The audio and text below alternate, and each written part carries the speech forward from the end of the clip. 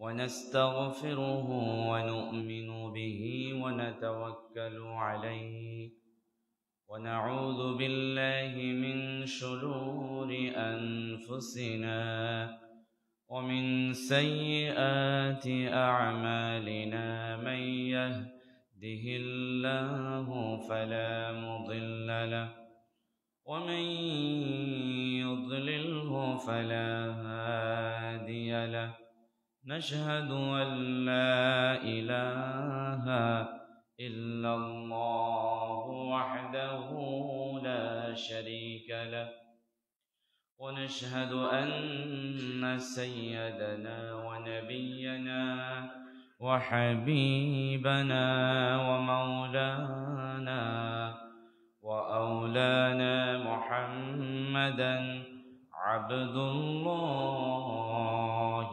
ورسوله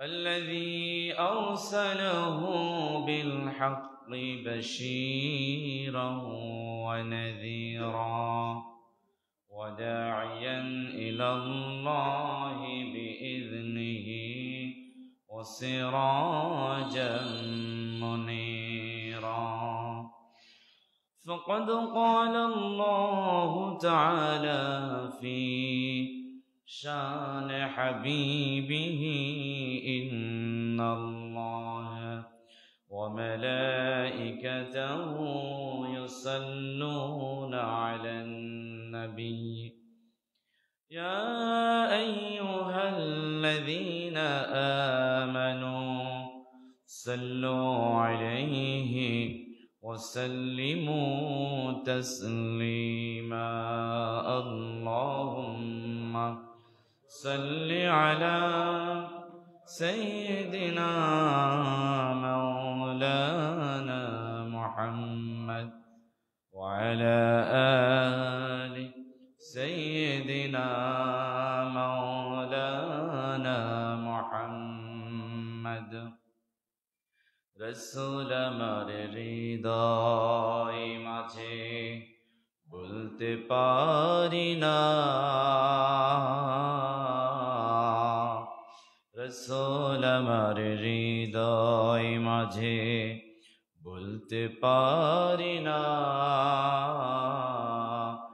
মনটা আমার চাই যে যেতে সোনার মদিনা আল্লাহুম্মা সাল্লি আলা সাইয়্যিদিনা মাওলানা মুহাম্মদ وعلى آل سيدنا مولانا محمد بلغ العلا بكماله كشف الدجى بجماله حسنت جميع خصاله صلوا عليه وآله رب زدني علما رب اشرح لي صدري ويسر لي أمري واحلل عقدة من لساني يفقه قولي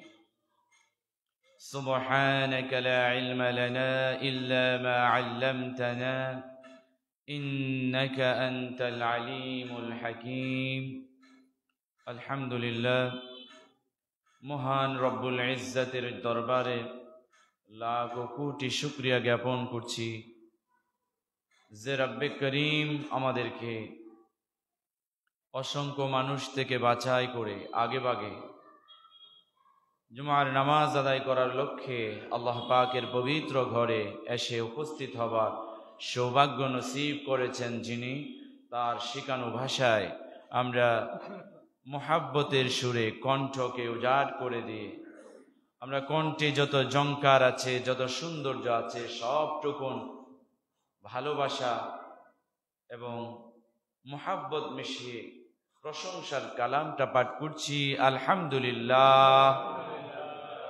সবাই পড়ছি রব্বানা লাকাল হামদ হামদান কাসীরান তাইয়িবান মুবারাকান ফীহি ইয়া রাব্বি লাকাল হামদু কামা ইয়ানবাগি লিজালালি ওয়াজহি ওয়া আযীমি সুলতানি আল্লাহু আকবার কাবীরা আলহামদুলিল্লাহি কাসীরা ওয়া সুবহানাল্লাহি বুকরাতাও ওয়া আসীলা। আলহামদুলিল্লাহ, আমরা প্রশংসা করে নিলাম। অসংখ্য দরুদ ও সালাম পৌঁছে যাক প্যারা নবী আকায়ে নামেদার তাজেদারে মদিনা সরকার দুজাহা বিশ্ব নবী জনাবে মুহাম্মদুর রাসূলুল্লাহ সাল্লাল্লাহু আলাইহি ওয়াসাল্লামের উপর। প্রিয় হাজিরিন, রমাদান মুবারক খুব কাছাকাছি চলে আসছে। আসুন আমরা রমজানের প্রস্তুতি নিয়ে নেই। আল্লাহ সুবহানাহু ওয়া তাআলা আমাদেরকে রমজানের যথাযথ প্রস্তুতি গ্রহণ করার তৌফিক দান করুন বলে আমিন। আল্লাহর রাসূল সাল্লাল্লাহু আলাইহি ওয়াসাল্লাম রজব মাস এবং শাবান মাসে বেশি বেশি রোজা রাখতেন। বিশেষ করে শাবান মাসের প্রথম 15 দিন শবে বরাত পর্যন্ত আল্লাহ নবী সাল্লাল্লাহু আলাইহি ওয়াসাল্লাম বেশি পরিমাণ রোজা রাখতেন। মনে হয় যে রমজান মাস চলেই আসছে। সুবহানাল্লাহ। তো আমাদের প্যারা হাবিব সাল্লাল্লাহু আলাইহি ওয়াসাল্লামকে সাহাবা ইকরাম রিদওয়ানুল্লাহি তাআলা আলাইহিম আজমাইন ওনারা জিজ্ঞাসা করতেন, ইয়া রাসূলুল্লাহ, আপনি এভাবে রোজা রাখলেন কেন? আল্লাহ রাসূল সাল্লাল্লাহু আলাইহি ওয়াসাল্লাম তাদেরকে বলতেন যে রমজান তো কাছে চলে আসছে, ওই যে দেখা যায় রমজানের সুঘ্রাণ পাওয়া যাচ্ছে।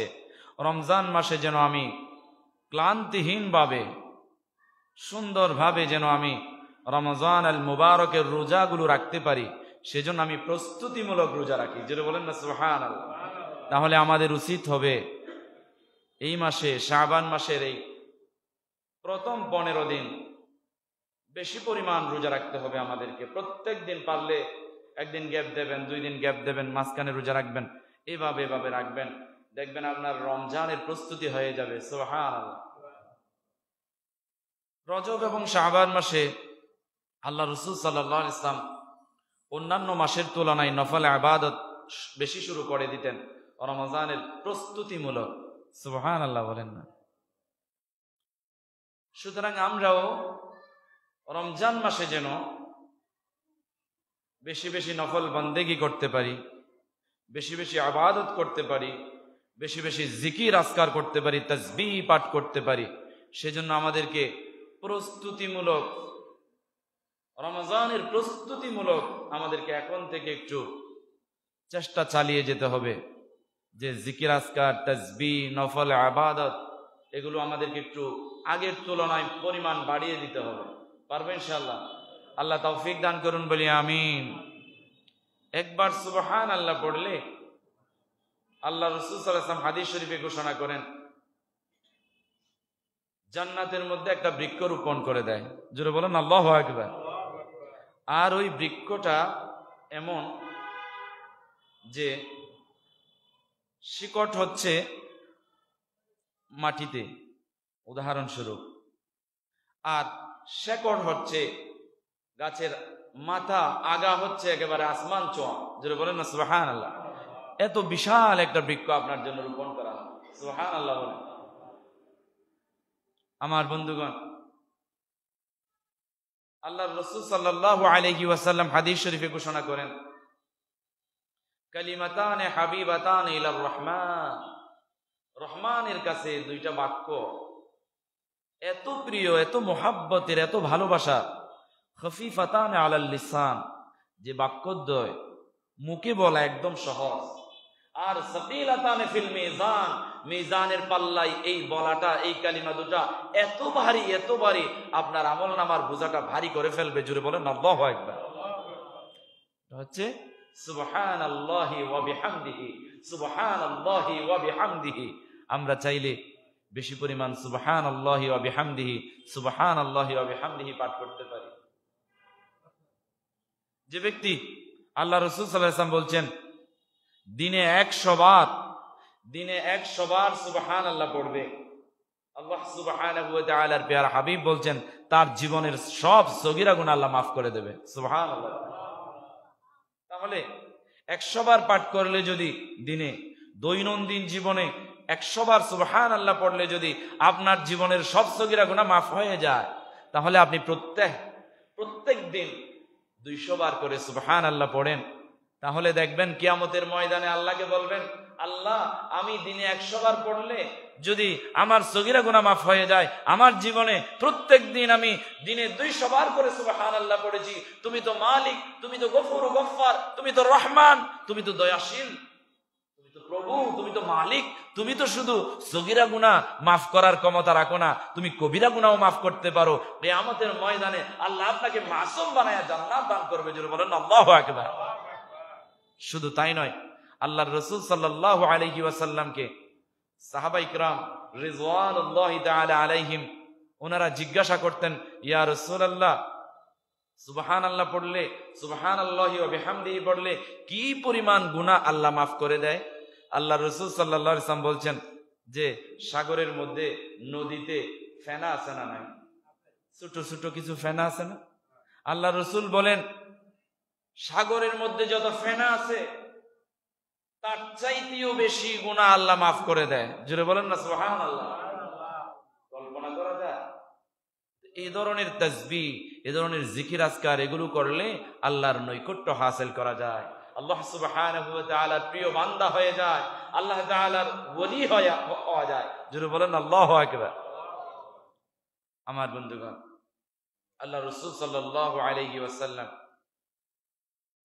কিয়ামতের ময়দানে 2 ধরনের সুপারিশ করবে। কয় ধরনের সুপারিশ? কথা বলেন না কেন? কয় ধরনের সুপারিশ? 2 ধরনের।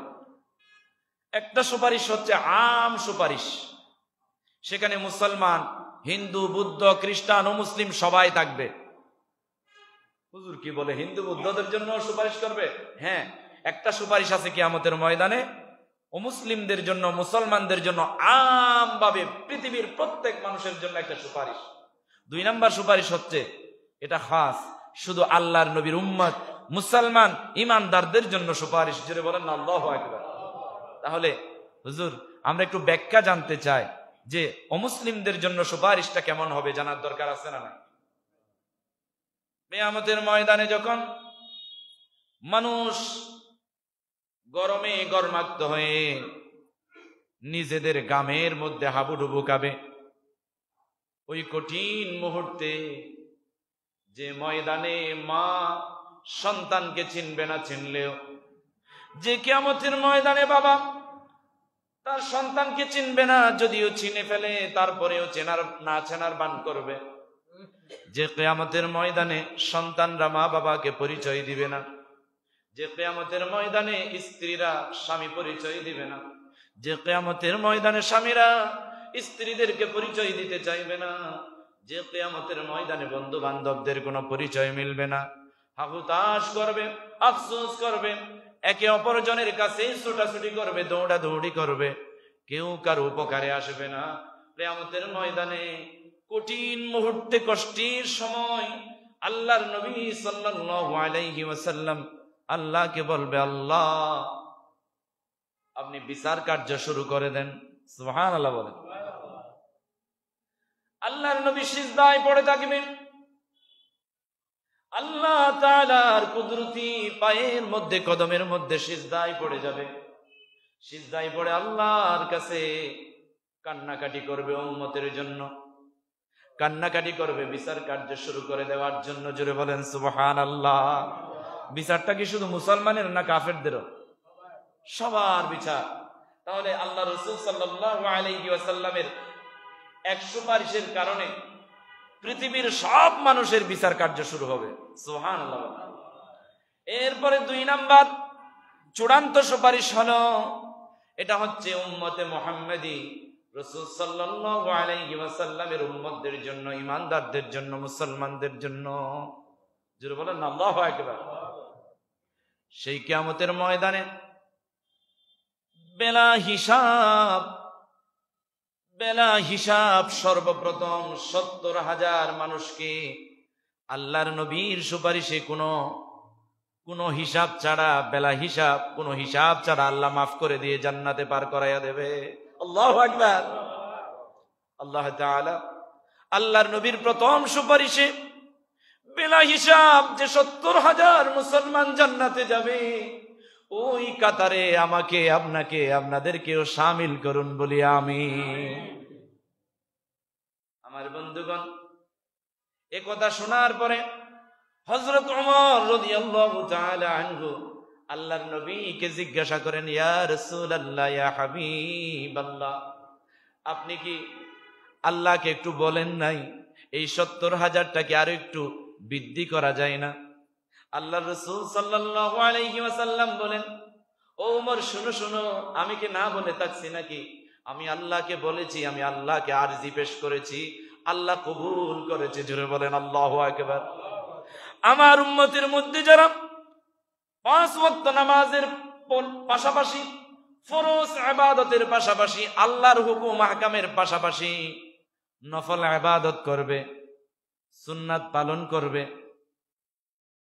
এমনি অবসর টাইমে জিকির আজকার করবে, অবসর সময়ে সিজদা মেরে মেরে তাহাজ্জুদের নামাজ পড়ে, ইশরাকের নামাজ পড়ে, আওয়াবিনের নামাজ পড়ে, এই সমস্ত নওয়াফিল বন্দেগী গুলো করে, জিকির আজকারের মাধ্যমে, কোরআন তেলাওয়াতের মাধ্যমে চোখের পানি ছেড়ে ছেড়ে যখন আল্লাহকে কান্না করে করে আল্লাহর নৈকট্য হাসিল হবে, আল্লাহর নৈকট্যশীল বান্দা বান্দিনী হয়ে যাবে, তাদের ব্যাপারে আল্লাহ সুবহানাহু ওয়া তাআলা বলেন, ওই সমস্ত আল্লাহর হুকুম আহকাম পালনের পাশাপাশি যারা নওয়াফিল বন্দেগী করেছে, তাদের মধ্য থেকে আবার আল্লাহর রাসূলকে আল্লাহ তাআলা আশ্বস্ত করেছেন, ওই 70,000 বেলা হিসাব কিয়ামতের ময়দান থেকে জান্নাতে পাঠানোওয়ালা ব্যক্তিদের সাথে আরো 70,000 গুণ করেছে। আল্লাহু আকবার। 70,000-এর সাথে 70,000 যোগ নয়, আল্লাহর রাসূল বলেন 70,000-এর সাথে 70,000 গুণ। সাধারণ হিসাব করে দেখলে দেখা যাবে প্রায় 490 কোটি। জুড়ে বলেন না আল্লাহু আকবার।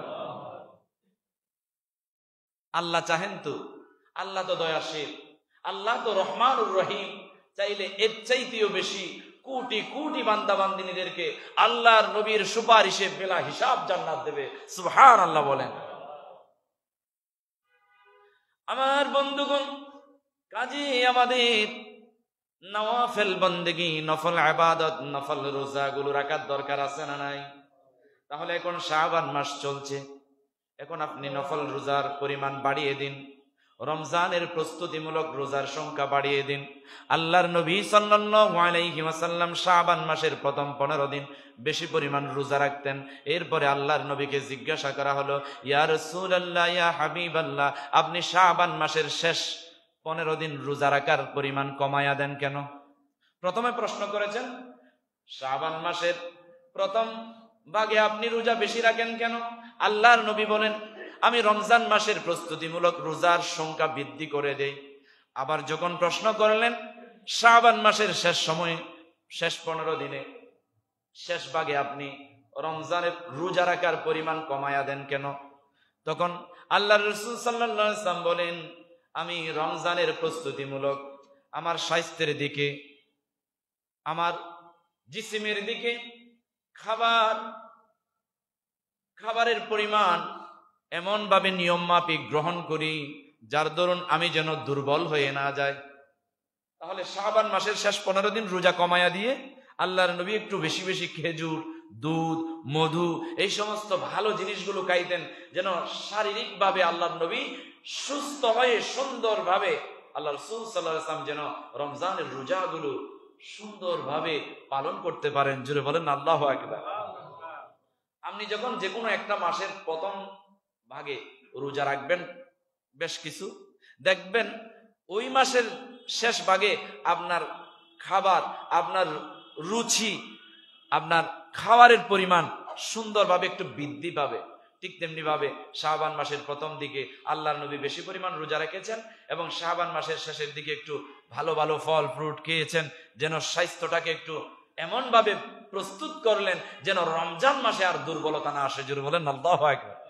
কাজে সেভাবে আমাদেরকে রমজান মাসে যেন দুর্বলতা না আসে, বেশি বেশি জিকির করলে, বেশি বেশি কোরআন তেলাওয়াত করলে, বেশি বেশি নওয়াফেল বন্দেগী করলে, নির্গুম রজনী যাপন করে আল্লাহর খাঁটি বান্দা হওয়ার জন্য, আল্লাহর নৈকট্য হাসিল করার জন্য, তাহাজ্জুদের নামাজের পরিমাণ বাড়িয়ে দেওয়ার জন্য এবং কিয়ামুল লাইল যে তারাবির নামাজগুলো দাঁড়িয়ে দাঁড়িয়ে পড়ার জন্য আমাদের শারীরিকভাবে মানসিকভাবে প্রস্তুতি গ্রহণ করার দরকার আছে না? আল্লাহ তৌফিক দান করুন বলি আমিন। তাহলে প্রিয় হাজিরিন, বুঝাতে চেয়েছিলাম ওই যে আল্লাহর নবীর প্রথম সুপারিশে ঢোকার জন্য আমাদেরকে নফল বন্দেগী বেশি পরিমাণ বাড়িয়ে দিতে হবে। নফল ইবাদত করলে, নওয়াফেল বন্দেগী করলে আল্লাহর ওলি হওয়া যায়। জোরে বলেন আল্লাহু আকবার। আল্লাহর ওলি মানে আল্লাহর বন্ধু। আল্লাহর বন্ধু হয়ে গেলে লাভ আছে না নাই? আল্লাহর বন্ধু হয়ে গেলে আপনি হাত উঠাবেন, উঠানোর সাথে সাথে আল্লাহ কবুল করবে। সুবহানাল্লাহ। যে সমস্ত বান্দা বান্দিনী নওয়াফেল বন্দেগী করতে করতে আল্লাহর এত বেশি প্রিয় হয়ে যায়, আল্লাহর প্যারা হাবিব সাল্লাল্লাহু আলাইহি ওয়াসাল্লাম বলেন আল্লাহর ওলি হয়ে যায়। কেমন ওলি হয়ে যায়? হাদিসে কুদসির ভিতরে আসছে, ওয়া বাসারুহু আল্লাযী ইয়াবসারু বিহি, যে সমস্ত বান্দা বান্দিনীরা ইবাদত করতে করতে, নফল ইবাদত করতে করতে জিকির আজকারের মাধ্যমে আল্লাহর নৈকট্য হাসিল করে আল্লাহর ওলি হয়ে যায়, তার চোখ আল্লাহর কুদরতি চোখ হয়ে যায়। জোরে বলেন আল্লাহু আকবার। তার মানে আল্লাহ যে কুদরতের চোখ দিয়ে আমাদেরকে দেখে, ওই আল্লাহর ওলির দেখা হয়ে যায় আল্লাহর দেখার মতো। জোরে বলেন আল্লাহু আকবার। কি যেমন তেমন কথা? ওয়ায়াদিহি আল্লাযী ইয়াবতিশু বিহিমা, ওই আল্লাহর ওলির হাতগুলো আল্লাহর কুদরতের হাত হয়ে যায়, যে আল্লাহ সুবহানাহু ওয়া তাআলা কুদরতি হাতে যা স্পর্শ করে ঠিক তেমনি ভাবে আল্লাহর ওই ওলি স্পর্শ করাটা হবে আল্লাহর কুদরতি হাত। জুড়ে বলেন আল্লাহু আকবার। ওয়ারিজলাইহি আল্লাযী ইয়ামশি বিহিমা, তার পাগুলো, তার হাঁটাগুলো, তার হাঁটা চলা আল্লাহর কুদরতির পায়ে হাঁটা চলার মতো হয়ে যায়। জুড়ে বলেন আল্লাহু আকবার। সে কারণে পৃথিবীতে এমনও কিছু আল্লাহর ওলি আছে, চোখ বন্ধ করলেই গোটা পৃথিবী দেখে। দেখার ক্ষমতা কি কোনো আল্লাহর ওলির আছে? দেখায় কে? আরো জোরে বলেন কে? সে আল্লাহর শক্তি আছে না নাই? তাহলে আমাদেরকে নফল ইবাদতের মাধ্যমে আল্লাহর ওলি বনে যাওয়ার দরকার আছে না নাই? আল্লাহ তৌফিক দান করুন বলি আমিন। প্রিয় হাজিরিন, চলমান মাসে আগামী 14 তারিখ নাকি একটা দিবস আছে, সেটার নাম হচ্ছে কি দিবস? ভালোবাসা দিবস নাকি? 14 ফেব্রুয়ারি। অনেকে এই দিবস পালন করে ভালোবাসা দিবস হিসেবে। ওই দিবসে স্ত্রীদেরকে, প্রেমিক প্রেমিকাকে, প্রেমিকা প্রেমিককে ফুল দেয়, তাদের ভালোবাসা নিবেদন করে। আচ্ছা বলেন তো, একজন স্ত্রী শুধু কি 14 ফেব্রুয়ারিতে তার প্রতি ভালোবাসা, আর একজন স্বামী তার প্রতি ভালোবাসা কি শুধু 14 ফেব্রুয়ারিতে? আর তথাকথিত ভ্যালেন্টাইন্স ডে, এটা তো মুসলমানদের জন্য হারাম। মুসলমানদের জন্য হারাম। এই যে আমরা কিছু ডে বানাই, যেমন বার্থডে, যে আপনার বার্থডে হয়েছে কখন? ধরেন 2000 সালের 1 জানুয়ারি। কিয়ামত পর্যন্ত যদি আপনি বেঁচে থাকেন, যেটা 2000 সালের 1 জানুয়ারি যেটা চলে গেছে সেটা কি আর পাবেন আপনারা? এটা কেন মাথায় আসে না? তাহলে আপনার বার্থডে তো চলে গেছে, ওই ডে তো পালনের বিষয় না। আল্লাহর নবীও তো এভাবে পালন করে নাই। তবে আল্লাহর নবী সাল্লাল্লাহু আলাইহি ওয়াসাল্লাম উনি ওনার জন্মদিন পালন করতেন এক ধরনের একটা উপায়ে। সেটা হচ্ছে একটা আমল। আল্লাহর নবী সাল্লাল্লাহু আলাইহি ওয়াসাল্লাম সোমবার এবং বৃহস্পতিবার রোজা রাখতেন। সুবহানাল্লাহ বলে। আল্লাহর নবীকে জিজ্ঞাসা করা হলো, ইয়া রাসূলুল্লাহ, আপনি সোমবার এবং বৃহস্পতিবার রোজা রাখেন কেন? আল্লাহর নবী বললেন, সোমবারে আমার জন্ম, সোমবারে আমি দুনিয়া থেকে ওফাত হব, সোমবারে আমার আবির্ভাব, সোমবারে আমার বিদায় হওয়া, সোমবারে আমার নবুয়ত, সোমবারে আমার হিজরত, সোমবারে আমার মদিনায় পৌঁছানো, সোমবারে হাজরে আসওয়াদ উত্তোলন। জুড়ে বলেন আল্লাহু আকবার। এজন্য আমি সোমবারে রোজা রাখি। তো আপনি যদি আপনার জন্মদিন পালন করতে চান তাহলে আল্লাহর নবীর সুন্নাহ পালন করতে পারেন, একটা রোজা রাখতে পারেন, কেক কাটার দরকার নেই। তো ভ্যালেন্টাইন্স ডেতে, ভালোবাসা দিবসে, এটা বিশেষ করে যুবক যুবতীরা, তরুণ তরুণীরা এই ডেটা পালন করে। তো এটা হচ্ছে পশ্চিমা সংস্কৃতি, পশ্চিমা কালচার, এটা বাংলাদেশে এসে গ্রাস করেছে। পশ্চিমা অনেক সংস্কৃতি আমার বাংলাদেশকে গ্রাস করেছে, আগ্রাসন করেছে। এগুলো থেকে আমাদের বের হওয়ার দরকার আছে না নাই? আল্লাহ তৌফিক দান করুন বলি আমিন। আপনার সন্তান কোন দিকে যায়, আপনার কন্যা সন্তান কোথায় যায়, আপনাকে নজরে রাখতে হবে। ওই 14 ফেব্রুয়ারিতে অসংখ্য নারী, একদম সতী সাধবী নারী, তার প্রেমিককে খুশি করতে গিয়ে, তার ফুল নিতে গিয়ে তার সাথে লিভ টুগেদার পর্যন্ত করে ফেলে। জুড়ে বলেন না নাউজুবিল্লাহ। এই যে বেহায়াপনা, অশ্লীলতা, সাগর পাড়ে, ঝাউ বাগানে, তারপরে বিভিন্ন পর্যটন স্পটে গিয়া ওই সমস্ত নারী পুরুষরা 14 ফেব্রুয়ারিতে তাদের ভালোবাসার বহিঃপ্রকাশটা ঘটায়। সেখানে অনেক প্রকারের আছে। কেউ পায়ের উপরে পা তুলে দিয়ে বসে থাকে, কেউ ঘাড়ের উপর ঘাট তুলে দিয়ে বসে থাকে, কেউ লিপ কিস করে, কেউ ফুল নিবেদন করে, কেউ অমুক করে সমুক করে। তখন শেষমেশ বলে যে আজকে যেহেতু ভ্যালেন্টাইন্স ডে, আজকে একটু আমরা স্মৃতির পাতায়, ইতিহাসের পাতায় আমাদের এই ভালোবাসাটা একটু স্মৃতি হয়ে যেন থেকে যায়, আমরা একটু আজকে হোটেলে গিয়ে রাত যাপন করি, থেকে যায়। জুড়ে বলেন না নাউজুবিল্লাহ। বাংলাদেশের হাজার হাজার তরুণ তরুণীদের যৌবন বিপদগ্রস্ত হয়ে যায় সেই 14 ফেব্রুয়ারিতে। এ ধরনের ভ্যালেন্টাইন্স ডে, এ ধরনের ভালোবাসা দিবস আমরা মুসলমানরা পালন করতে পারি না, মুসলমানদের কোনো সন্তান পালন করতে পারে না। এই ভালোবাসা, যে কোনো ভালোবাসা দিবস, এখন মা বাবার ব্যাপারেও বাবা দিবস, মা দিবস, শিক্ষক দিবস, এই সমস্ত অনেক দিবস আছে। শিক্ষককে ভালোবাসার জন্য, শিক্ষককে সম্মান দেওয়ার জন্য, শিক্ষককে মর্যাদা দেওয়ার জন্য কোনো দিবসের প্রয়োজন হয় না। আপনার জন্মদাতা পিতাকে ভালোবাসার কোনো দিবস হতে পারে না, আপনার জন্মদাতা মাকে ভালোবাসার কোনো দিবস হতে পারে না।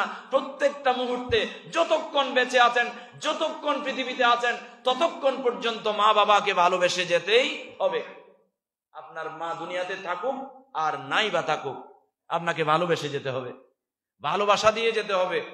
ভালোবাসাটা কেমন হবে? রব্বিরহামহুমা কামা রব্বায়ানি সগীরা, রব্বিরহামহুমা কামা রব্বায়ানি সগীরা। আল্লাহ আমাদের সবাইকে বুঝার তৌফিক দান করুন বলি আমিন। প্রিয় হাজিরিন, এখন আমাদের জীবনটাকে ধ্বংস করে দেওয়ার জন্য একটা রোগ আমাদের প্রত্যেকটা মানুষের কাছে বাসা বেঁধেছে, সেটা হচ্ছে মিথ্যা। জুড়ে বলেন ঠিক কিনা? যেখানে যায় সেখানে মানুষ মিথ্যা বলে, মোবাইল করছে মিথ্যা বলে, ছাত্র উস্তাদের মাইর থেকে বাঁচার জন্য ছাত্র মিথ্যা বলে, মা বাবাকে জবাবদেহি করতে গিয়ে সন্তান মিথ্যা বলে, এরপরে নেতা নেত্রীদের কাছে অধীনস্থরা, কর্মীরা মিথ্যা বলে, আর কর্মীদেরকে নেতা নেত্রীরা মিথ্যা বলে, মিথ্যা আশ্বস্ত করে। জুড়ে বলেন ঠিক কিনা? এগুলো থেকে আমাদের বাঁচতে হবে। মিথ্যা সম্পর্কে আল্লাহ তাআলা কোরআনুল কারীমে বলছেন, সত্য ও মিথ্যার মিশ্রণ না করার ব্যাপারে বলছেন, ওয়ালা তালবিসুল হক্ক বিল বাতিল ওয়া তাকতুমুল হক্ক ওয়া আনতুম তা'লামুন। তোমরা জেনে বুঝে সত্যকে মিথ্যা দিয়ে মিশ্রণ করো না, ঢেকে ফেলিও না। এখন আমাদের সমাজে সকাল শুরু হয় মিথ্যা দিয়ে, বিকাল শেষ হয়, ঘর থেকে বের হয় মিথ্যা দিয়ে, ঘরে ঢুকে মিথ্যা দিয়ে। জোরে বলেন না নাউজুবিল্লাহ। আল্লাহ সুবহানাহু ওয়া তাআলা আমাদেরকে মিথ্যা থেকে বাঁচার তৌফিক দান করুন বলি আমিন। মিথ্যাবাদীদের প্রতি আল্লাহর লানত। যারা মিথ্যা বলে, মিথ্যার আশ্রয় নেয় যে কোনো সময়। আপনি একটা দোকানে চাকরি করেন, একটা মার্কেটে চাকরি করেন, আপনার একটা জব আছে, এই জব করতে গিয়ে আপনার মিথ্যা বলার সুযোগ নাই। আপনার একটা ব্যবসা প্রতিষ্ঠান আছে, এই ব্যবসাকে পরিচালনা করতে গিয়ে আপনার মিথ্যা বলার কোনো সুযোগ নাই। যদি মিথ্যা বলেন, মিথ্যার আশ্রয় নেন, কর্মী মালিকের কাছে, মালিক কর্মীদের কাছে, আর ব্যবসা প্রতিষ্ঠানের মালিক ক্রেতাদেরকে ঠকানোর মাধ্যমে মিথ্যা বলে, এই সমস্ত মিথ্যার আশ্রয় যারা নেয়, আর নেতা কর্মীরা, নেতা নেত্রীরা কর্মীদেরকে মিথ্যা আশ্বস্ত করে করে ঠকায়, এই সমস্ত মিথ্যার আশ্রয় যারা নেয় তাদের ব্যাপারে আল্লাহ সুবহানাহু ওয়া তাআলা বলেন, ফানাজআল লা'নাতাল্লাহি আলাল কাযিবিন। আল্লাহ তাআলা নিজেই স্বয়ং কোরআনুল কারীমে আয়াত নাযিল করে দিয়েছেন, আমি আল্লাহ ওই সমস্ত মৃত্যুকের ঘরের মিথ্যাবাদীদের উপর লানত, অভিশাপ দিলাম। জোরে বলেন নাউযুবিল্লাহ। আল্লাহর যারা মিথ্যা বলে, মিথ্যার আশ্রয় নিয়ে মানুষকে কষ্ট দেয়, মানুষকে ঠকায়, এরকম স্বভাব মানুষের আছে না নাই? এগুলো পরিহার করতে হবে। যদি করতে না পারেন তাহলে মনে করতে হবে আপনার ভিতরে যদি মিথ্যার অসুস্থতা, মিথ্যা যদি আপনার ভিতরে বাসা বাঁধে, তাহলে আপনি আল্লাহর অভিশপ্ত একটা লোক। আল্লাহর অভিশাপ যাদের উপরে আছে তারা কি দুনিয়াতে শান্তি পাবে? আখিরাতে শান্তি পাবে? পাবে না। সত্য গোপন করা ও অপবাদ দেয়া মিথ্যার সমতুল্য। আল্লাহ তাআলা কোরআনুল কারীমে বলছেন, ওয়া মান ইয়াকসিব খাতিআতান আও ইসমান সুম্মা ইয়ারমি বিহি বারিআন ফাকাদ ইহতামালা বুহতানা ওয়া ইসমান মুবিনা। আল্লাহ তাআলা কোরআনুল কারীমের আয়াতে বলেন, সূরা নিসার 112 নম্বর আয়াতে, যারা সত্যকে গোপন করে, মিথ্যা অপবাদ দিয়ে যাদেরকে কষ্ট দেয়, সত্যকে গোপন করা আর অপবাদ দেয়া। একজন মানুষের যে অপরাধ নাই তাকে অপরাধী বানানো। বাংলার জমিনে 16.5 বছরে কত ভালো মানুষগুলোকে অপরাধী বানাইয়া, অপবাদ দিয়া, মিথ্যা মামলা দিয়া কত জুলুম নির্যাতনের স্টিম রোলার চালিয়েছে। আপনারা সবগুলো এখন অনলাইনে, অফলাইনে, প্রিন্টিং মিডিয়ায়, অনলাইন মিডিয়ায় দেখতে পাচ্ছেন তো? কথা বলে না। এখন কি আপনাদের ভয় আছে? তারা ভয় দেখাবে, জালেমরা, কাফেররা ভয় দেখাবে, কিন্তু সেখানে আপনি ভয় পেলে, যদি ভয় পেয়ে যান তাহলে আপনাকে আরো বেশি ভয় দেখাবে, আপনি জিতবেন না, আপনি হেরে যাবেন। যদি বলেন ঠিক কিনা? নির্বিঘ্নে পথ চলতে হবে, নির্বিঘ্নে কথা বলতে হবে, নির্বিঘ্নে সত্যের উপরে অটুট থাকতে হবে। মিথ্যা দিয়ে, মিথ্যা অপবাদ দিয়ে সত্যকে যদি গোপন করেন তাহলে আপনার জীবনটাই মিথ্যা হয়ে দাঁড়িয়ে যাবে। আর মিথ্যা জীবনটাকে আল্লাহ সুবহানাহু ওয়া তাআলা যে সমস্ত মানুষ মিথ্যা দিয়ে প্রতিষ্ঠিত, ওই সমস্ত মানুষের উপরে লানত করেছেন। জুড়ে জুড়ে বলেন না নাউযুবিল্লাহ। পৃথিবীর সূচনা লগ্ন থেকে কিয়ামতের আগ পর্যন্ত মিথ্যা নির্মূল হবেই হবে। মিথ্যা নির্মূল হয়েছে এবং কিয়ামতের আগ পর্যন্ত যত মিথ্যা থাকবে, যত মিথ্যুকরা মিথ্যার উপরে প্রতিষ্ঠিত হয়েছে, এরা নির্মূল হয়ে যাবে। সত্যই কি হবে? সত্যের জয় হবে। আল্লাহ কোরআনুল কারীমে বলেন, কুল জাআল হক ওয়া যাহাকাল বাতিল ইন্নাল বাতিলা কানা যাহুকা। যখন সত্য এসে যায় তখন মিথ্যা পালাতে বাধ্য হয়ে যায়। যেটা বলেন ঠিক কিনা? বাংলার জমিনেও তাই হয়েছে, আমরা দেখেছি আমার বন্ধুগণ। সুতরাং সবচেয়ে বড় বিশ্বাসঘাতক হলো, সবচেয়ে দুনিয়ার জমিনে সবচেয়ে বড় বিশ্বাসঘাতক হলো মিথ্যাবাদী। একজন মৃত্যুক, তার কাছে আপনার কোনো আমানত রাখা যাবে না। একজন মৃত্যুক, তার কাছে আপনার কথার কোনো আমানত নাই। একজন মৃত্যুক, তার কাছে আপনি কখনো নিরাপদ নয়। একমাত্র মৃত্যুক তারাই, মিথ্যার উপরে তারাই প্রতিষ্ঠিত যারা মুনাফিক। যেটা বলেন না নাউযুবিল্লাহ। যারা মিথ্যা দিয়ে প্রতিষ্ঠিত, যেখানে কথা বলে সেখানে মিথ্যা বলে, এই সমস্ত মৃত্যুকগুলো আব্দুল্লাহ ইবনে উবাই ভাই। আব্দুল্লাহ ইবনে উবাই, আব্দুল্লাহ নামটা আল্লাহর কাছে প্রিয় বলে তার সন্তানগুলোর নামও রেখেছে আব্দুল্লাহ, নিজের নামও বানিয়ে ফেলেছে আব্দুল্লাহ। আল্লাহর নবীর পিছনে আল্লাহর রাসূল সাল্লাল্লাহু আলাইহি ওয়াসাল্লাম যেভাবে পাগড়ি পড়তেন সেভাবে পাগড়ি পড়েছে, আল্লাহ রাসূল যেভাবে কোরআন পড়তেন সেভাবে কোরআন পড়েছে, আল্লাহর নবী যেভাবে মিসওয়াক করেছেন সেভাবে মিসওয়াক করেছে। কিন্তু আল্লাহর নবীর পিছনে থেকেই এই মৃত্যুকে মুনাফিক আব্দুল্লাহ ইবনে উবাই, কত বড় মৃত্যু, কত বড় মুনাফিক, আল্লাহর নবীকে যুদ্ধের ময়দানে ছেড়ে দিয়ে চলে এসেছে। জুড়ে বলেন না নাউজুবিল্লাহ। সুতরাং আল্লাহর নবী বলেন এবং আল্লাহ তাআলা কুরআনুল কারীমে বলেন, যে সমস্ত মৃত্যুকের ঘরের মৃত্যুরা আছে তারা মুনাফিক আব্দুল্লাহ ইবনে উবাই ভাই। জুড়ে বলেন ঠিক কিনা? আল্লাহ তাআলা আমাদের মিথ্যা পরিহার করার তৌফিক দান করুন। জুড়ে বলেন আমিন। সবচেয়ে নিকৃষ্ট ব্যক্তি দুনিয়াতে, যদি আপনি সবচেয়ে নিকৃষ্ট ব্যক্তি দেখতে চান, এই হাদিসের ভাষায় তাজিদু মিন শাররিন নাস ইয়াউমাল কিয়ামাতি ইনদা যাল ওয়াজহাইন আল্লাযী ইয়াতি হাউলাই বিওয়াজহিন ওয়া হাউলাই বিওয়াজহিন। একজন দুনিয়াতে যদি সবচাইতে নিকৃষ্ট ব্যক্তি চান, আপনি দ্বিমুখী আচরণকারী, দ্বিমুখী আচরণের স্বভাব যাদের আছে, মৃত্যুকের ঘরের মৃত্যু, তারাই হচ্ছে পৃথিবীতে সবচাইতে সবচাইতে নিকৃষ্ট ব্যক্তি। আল্লাহ তাআলা আমাদেরকে মিথ্যা পরিহার করার তৌফিক দান করুন বলি আমিন। মিথ্যা আমরা কেন পরিহার করব জানেন? as-sidqu yunji, সত্য মানুষকে মুক্তি দেয়, আর আল-কিযবু ইউহলিক, মিথ্যা মানুষকে ধ্বংস করে এবং চরমভাবে ধ্বংস করে।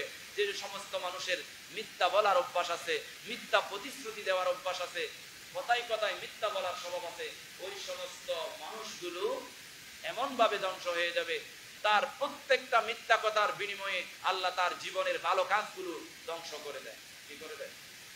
নষ্ট করে দেয়। যেমন অহংকার যেমন আপনার গুনাহকে আগুনে পুড়ে চারকার করে জ্বালিয়ে পুড়িয়ে চাই, অহংকার যেমন আপনার সওয়াবগুলোকে আগুনে পুড়ে চারকার করে দেয়, মিথ্যাও আপনার ভালো আমলগুলোকে ধ্বংস করে দেয়। জোরে বলেন না নাউজুবিল্লাহ। আল্লাহ সুবহানাহু ওয়া তাআলা আমাদেরকে রমজানের প্রস্তুতি নেওয়ার এবং আমাদেরকে কুসংস্কার থেকে ফিরে আসার, বিদআত থেকে ফিরে আসার এবং নওয়াফিল ইবাদত বন্দেগী একটু বাড়িয়ে দেওয়ার তৌফিক আল্লাহ দান করুন বলি আমিন। আজকে যে আলোচনাগুলো করেছে, এই আলোচনাগুলো সর্বপ্রথম আমাকে মানার, আমাকে পালন করার এবং আপনাদের সবাইকে অন্তরে লালন করে বাস্তব জীবনে প্রতিফলন ঘটাবার তৌফিক আল্লাহ